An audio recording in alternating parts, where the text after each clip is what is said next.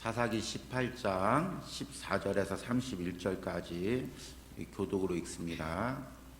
전에 라이스 땅을 정탐하러 갔던 5사람이 그 형제들에게 말하여 이르되 이 집에 에봇과 드라빔과 새긴 신상과 부어 만든 신상이 있는 줄을 너희가 아느냐. 그런즉 이제 너희는 마땅히 행할 것을 생각하라고. 5사람이 그쪽으로 향하여 그 청년 레위 사람의 집 곧 미가의 집에 이르러 그에게 문안하고 단 자손 600명은 무기를 지니고 문 입구에 서니라. 그 땅을 정탐하러 갔던 5사람이 그리로 들어가서 새긴 신상과 에봇과 드라빔과 부어 만든 신상을 가져갈 때에 그 제사장은 무기를 지닌 600명과 함께 문 입구에 섰더니 그 5사람이 미가의 집에 들어가서 그 새긴 신상과 에봇과 드라빔과 부어 만든 신상을 가지고 나오매 그 제사장이 그들에게 묻되 너희가 무엇을 하느냐 하니 그들이 그에게 이르되 잠잠하라 내 손 입에 대라 우리와 함께 가서 우리의 아버지와 제사장이 되라.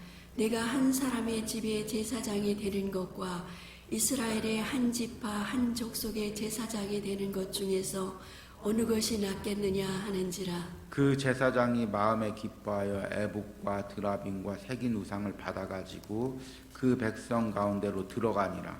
그들이 돌이켜서 어린아이들과 가죽과 값진 물건들을 앞세우고 길을 떠났더니 그들이 미가의 집을 멀리 떠난 때 미가의 이웃집 사람들이 모여서 단자손을 따라 붙어서 단자손을 부르는지라. 그들이 얼굴을 돌려 미가에게 이르되 네가 무슨 일로 이같이 모아 가지고 왔느냐 하니 미가가 이르되 내가 만든 신들과 제사장을 빼앗아 갔으니 이제 내게 오히려 남은 것이 무엇이냐 너희가 어찌하여 나더러 무슨 일이냐고 하느냐 하는지라.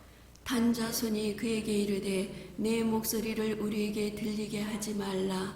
노한 자들이 너희를 쳐서 내 생명과 내 가족의 생명을 잃게 할까 하노라 하고 단자손이 자기의 길을 간지라 미가가 단자손이 자기보다 강한 것을 보고 돌이켜 집으로 돌아갔더라.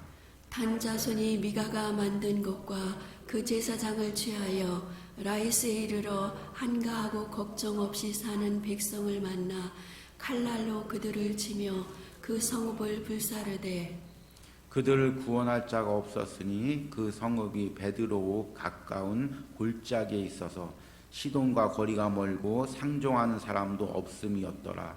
단자손이 성읍을 세우고 거기 거주하면서 이스라엘에게서 태어난 그들의 조상 단의 이름을 따라 그 성읍을 단이라 하니라. 그 성읍의 본 이름은 라이스였더라. 단자손이 자기들을 위하여 그 새긴 신상을 세웠고 모세의 손자요 게르솜의 아들인 요나단과 그의 자손은 단지파의 제사장이 되어 그 땅 백성이 사로잡히는 날까지 이르렀더라. 하나님의 집이 실로에 있을 동안에 미가가 만든 바 새긴 신상이 단자손에게 있었더라. 아멘.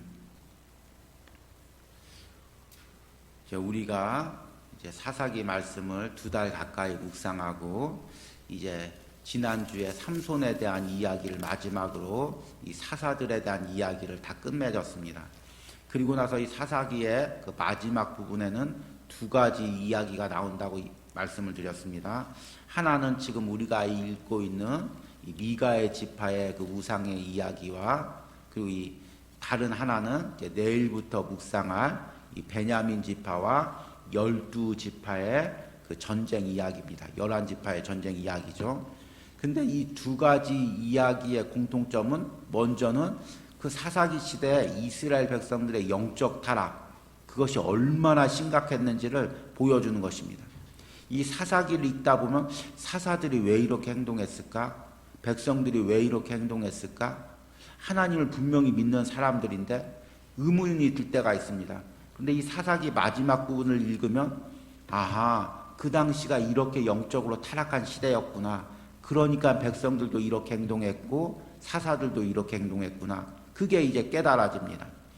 그런데 또 하나의 공통점은 뭐냐면 이 두 이야기의 공통점은 한 개인의 타락이 얼마나 그 가정에 영향을 미치고 그 가정의 타락이 한 지파에 어떤 영향을 미치고 한 지파의 타락이 그 국가의 타락에 얼마나 영향을 미치든지 이제 흔히 말하는 나비 효과라고 하죠. 이제 원래 이게 기상 그 이론에서 나온 건데 작은 나비짓이 중국에서 작은 나비짓을 하는 게 그 미국에까지 태풍을 불러일으키는 효과를 가져오는 것처럼 작은 행동 하나하나가 뒤에 가서는 감당 못할 커다란 재앙으로 이제 퍼지는 것입니다. 신앙도 마찬가지죠. 한 개인의 그 작은 일탈이, 한 개인의 불신앙이, 우상 숭배가 가정에 어떻게 영향을 미치는지, 자녀대에서 어떻게 영향을 미치는지, 그리고 국가와 나라에 어떤 영향을 미치는지를 오늘 말씀을 통해서 깨닫게 됩니다. 그래서 여러분 이 말씀을 묵상하면서 더 두렵고 떨림으로 우리가 신앙생활 하시기 바랍니다. 오늘 말씀에는 먼저 단지파가 미가 지파의 집에서 우상을 가져오는 그 과정을 14절에서 17절에 이야기합니다. 14절에 보니까 전에 나이스 땅을 정탐하러 갔던 5사람이 미가의 집에 들렀던 그 5명을 이야기하는 거죠. 그 형제들에게 말하여 이르되 이 집에, 미가의 집에 애복과 드라빔과 새긴 신상과 부어 만든 신상이 있는 줄을 너희가 아느냐. 그런즉 이제 너희는 마땅히 행할 것을 생각하라 하고, 그 미가의 집에 갔을 때 그 미가의 집에 있었던 그 우상들을 보고 그게 이제 탐나니까, 좋아 보이니까, 그게 축복을 줄 만한 것 같으니까 우리가 이 나이스 땅으로 이주하러 갈 때 이것들을 훔쳐가자. 지금 이 5명이 그 단지파 사람들에게 이야기를 하는 것입니다. 그리고 나서 17절에 보니까 이 5사람과 600명의 용사들이 막무가내로 이 신상들을 남의 집 것을 허락도 없이 가져가는 것을 보게 됩니다. 그런데 이제 신상만 가져가는 게 아니라 이제 18절 이후에 보니까 레위지파까지, 레위지파 그 레윈까지 데려가는 것을 보게 됩니다. 레윈이 당연히 신상을 가져가니까 지금 네가 무엇을 하는 거냐? 너희들이 무엇을 하는 거냐? 그런데 19절에 아주 이들이 포악합니다.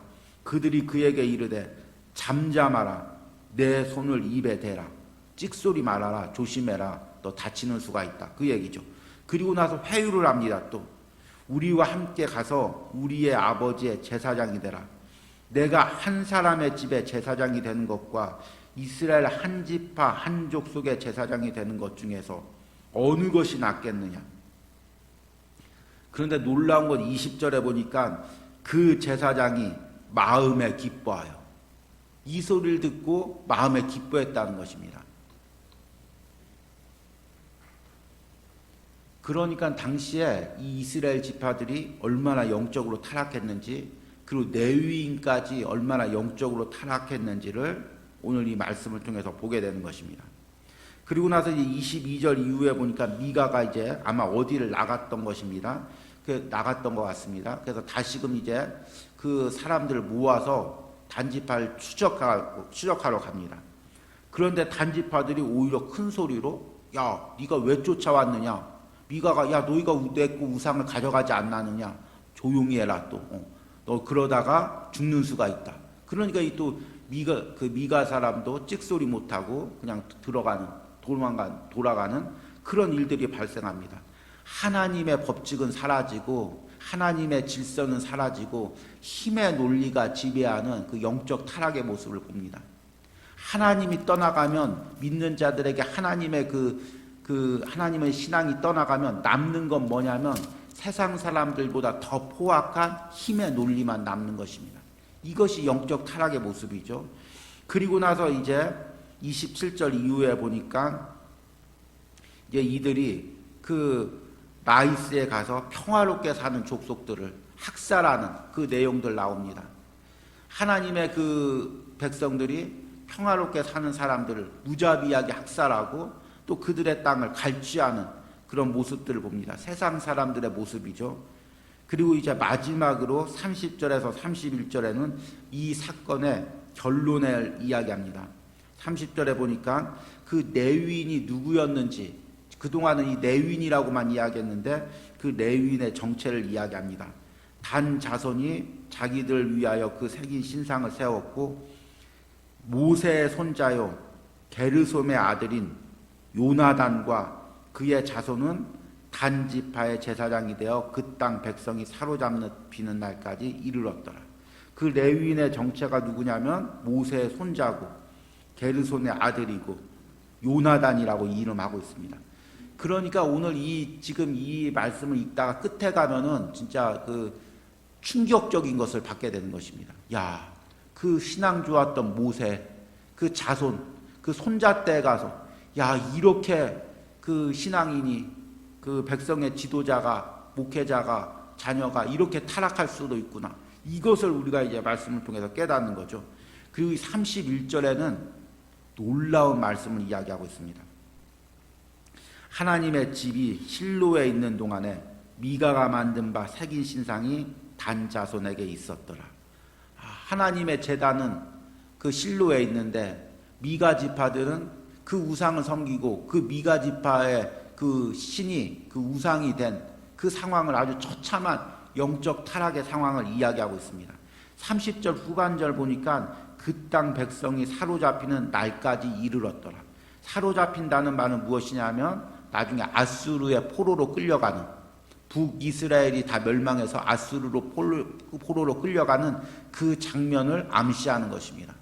그러니까 지금 오늘 우리가 이 3일 동안 이 묵상한 미가 지파의 그 사건, 미가의 어머니가 돈을 찾았다고 미가에게 우상을 만들어주고 미가가 그 우상을 섬기고 그리고 미가 그 자손들이 그 우상을 섬기고 레위인이 그것을 섬기게 되고 나중에 단지파가 그것을 섬기게 되고 그러니까 그 미가 어머니의 사실은 그 신앙, 그 우상을 만들어주는 신앙, 가나안 신앙을 본받아서 그 드라빔을 만들어주는 신앙, 그것이 자녀 때 그리고 심지어는 단지파에 그리고 더 나아가서는 이스라엘 멸망에 얼마나 무서운 나비 효과를 가져오는지를 오늘 말씀이 이야기하고 있는 것입니다. 여러분 이 말씀을 묵상하면서 사실은 정말 우리가 두렵고 떨림으로 이 말씀을 묵상해야 됩니다. 우리가 흔히 신앙생활할 때 이렇게 생각하죠. 나 하나쯤이야. 세상 사람들 다 그렇게 사는데 나 하나쯤이야. 가끔가다 청년들한테 상담합니다. 야, 너 주일 성수 꼭 해야지. 하나님 앞에 바른 신앙생활 해야지. 세상의 어떤 유혹과 음란에서 멀리 해야지. 그러면 그 청년이 목사님 저 하나쯤이야. 지금 다 사람들 다 그렇게 살고 있지 않습니까? 저 오면 오히려 양호한 거 아닙니까? 그렇게 대답할 때가 있습니다. 근데 그 나 하나쯤이야. 그것이 사실은 신앙의 파급 효과가 있는 것입니다. 특히 이제 우리 여기 새벽 예배 나오신 부분은 대부분 신앙의 이제 가정의 부모님들인데 아버지이고 어머니인데 그 나의 신앙이 사실은 우리 가정에 커다란 파급 효과를 미치고 자녀들의 신앙에 영향을 미치고 더 나아가서 교회의 신앙에 영향을 미치고 나라와 국가의 신앙에 영향을 미치는 것입니다. 그러니까 나 하나가 바로 서야 됩니다. 그러면 나의 바른 신앙이 자녀에게 전수가 되고 바른 신앙이 흘러가는 것입니다. 그러니까 우리가 더 영적으로 깨어 있어야 됩니다. 또 하나 이 말씀들을 이제 묵상하면서 이제 다음 주 말씀도 이어지는데요.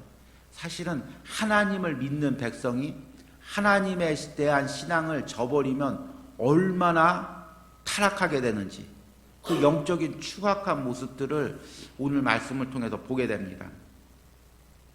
하나님이 없어지면 어떻게 되냐면 철저하게 세상의 논리로, 힘의 논리로 그렇게 싸우게 되는 것입니다. 그 하나님의 백성이 그 힘이 있다는 것으로 남의 집 물건을 탈취하고 그리고 힘없는 백성들을 학살하고 그 모습들을 보게 됩니다. 하나님이 없으니까 자기 힘을 믿게 되는 것입니다. 여러분 사실 이 교회라는 게 사실은 너무나 은혜로운 공동체입니다. 그렇지 않습니까? 사실은 이 목회자라는 게 사실은 아무런 힘도 없습니다. 목회자라는 것은 사실은 세상에서 많은 물질이 있는 것도 아니고 세상에서 많은 학력이 있는 것도 아닙니다. 그런데 성도들이 하나님이 세운 주의 종으로 알고 섬기고 그 주의 종의 말에 따라서 질서 있게 행동해서 교회가 은혜로운 공동체로 세워지고 각 가정마다 축복을 받는 것입니다. 그것에는 뭐가 전제되어 있냐면 하나님에 대한 신앙, 하나님이 살아계시지, 하나님이 이 교회를 세웠지, 하나님이 목회자를 세웠지, 하나님께서 우리 교회의 질서를 세워가시지, 사람을 두려워서가 아니라 어떤 이것을 어기면 법에 걸려서가 아니라 하나님이 두려워서 하나님을 믿는 신앙으로 인해서 교회가 아름답게 세워지는 것입니다. 그런데 이 교회 공동체 하나님에 대한 신앙이 떠나가면 말씀을 통해서 하나님을 배우지만 믿지만 하나님이 정말 살아계시겠어? 내 삶에 역사하겠어? 지금 우리 삶에 관여하겠어? 이런 믿음이 떠나가게 되면 교회 공동체라면 사실 그런 그 추악해지는 모습이 없는 것입니다. 참 단어 사용이 제가 애매한데요. 교회 안에 그 영적 타락의 모습을 어떻게 표현해야 될까? 추악하다는 모습으로 표현하기 좀 그렇다. 좀 많이 고민이 됩니다. 그런데 참 지금 세상의 교회들 중에서 막 교회 안에서 두 파로 나눠져서 싸우기도 하고 법정 소송을 하기도 하고 폭력을 행하기도 하고 그 모습이 뭐냐면 하나님을 믿는 사람들이 하나님에 대한 신앙을 저버리게 되면 세상 사람보다 더 힘의 논리로 그렇게 싸워가는 것입니다. 우리가 정말 이런 모습들이 우리 교회 안에 생기지 않도록 우리가 하나님을 두려워하고 하나님을 섬기는 그 신앙을 끝까지 지켜야 되는 것입니다. 더 나아가서 이 하나님에 대한 신앙을 저버리게 되면 어떻게 되냐면 세상 것을 가지고 싸우게 됩니다. 여러분 오늘 이 말씀을 묵상하면서 무엇을 깨닫냐면 그 단지파가 미가의 집에서 우격다짐으로 신상 그 드라빔 그 빼앗아 오는 그 장면을 보면서 저게 뭔데 저럴까 그런 생각이 들지 않습니까? 미가가 막 목숨을 걸고 사람들 모아서 싸우러 그 우상을 빼앗으러 갈 때 저게 뭔데 그럴까? 저게 뭔데 그럴까요? 세상에 썩어질 우상인데 그게 복을 주는 것이 아니라 화를 주는 우상인데 미가가 우상을 세움으로 오히려 그 미가의 집에 화가 생기고 단지파에 화가 생기고 이스라엘의 멸망을 가져오는 그런 우상인데 그게 뭐라고 단지파가 그것을 빼앗기 위해서 우격다짐하고 미가는 사람들 모아서 그것을 목숨을 걸고 다시 찾으려고 하고 그 모습을 보면서 무엇을 깨닫습니까? 하나님에 대한 신앙이 떠나가면 세상에 썩어질 것 그거 붙잡고 거기에 목숨을 걸게 되는 것입니다. 우리의 신앙인의 모습이죠. 정말 뜨겁게 천국 바라보고 천국 상급 바라보고 살다가 그 신앙이 없어져 버리면 이 세상에 썩어질 것, 이 세상의 성공들, 물질들 거기에 목숨을 거는 것입니다. 그게 우리 가정에 축복을 가져오는 것이 아니라 그것이 우리 자녀들 잘되게 하는 것이 아니라 결국에는 멸망으로 인도할 것인데 그 세상의 우상 그거 붙잡고 그거 잡기 위해서 아둥바둥하는 모습들이 오늘 말씀에 나오는 것입니다. 여러분 이 말씀을 묵상하고 두렵고 떨림으로 다시금 우리 신앙생활을 점검해 보시기 바랍니다. 정말 내가 바로 서 있는지 하나님을 대한 두려운 마음들이 있는지 하나님이 아닌 세상의 것들을 잡고 있는 건지 그것들 여러분 점검해 보시기 바라고 또 그것 나의 신앙이 올바른 신앙이 자녀대에 전수될 수 있도록 기도하는 그런 이 새벽의 은혜가 있길 바랍니다. 우리 기도하겠습니다. 하나님 아버지 우리 3일 동안 미가의 지파의 우상이 어떻게 세워졌고 그것이 또 단지파에 어떤 영향을 미치는지 이스라엘의 타락에 어떤 영향을 미치는지 그 말씀을 보았습니다. 하나님 이 말씀을 묵상하면서 심히 두렵고 떨림으로 이 말씀을 묵상합니다. 하나님 오늘 말씀의 이 영적 타락의 모습이 이 나라의 모습이 아닌지 한국교회의 모습이 아닌지 우리 가정의 모습이 아닌지 내 개인의 모습이 아닌지 심히 두렵고 떨림으로 이 말씀을 묵상합니다. 하나님 세상이 어떠할지라도 나 혼자서라도 신앙으로 바로 서서 하나님 두려워하는 신앙으로 세상 신앙생활 하게 하여 주시옵소서.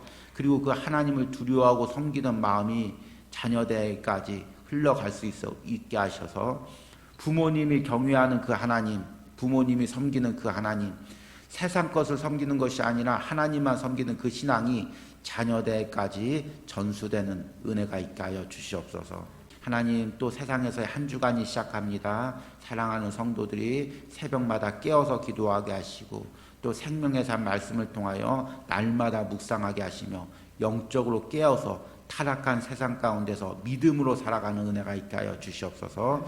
예수님의 이름으로 기도했습니다. 아멘.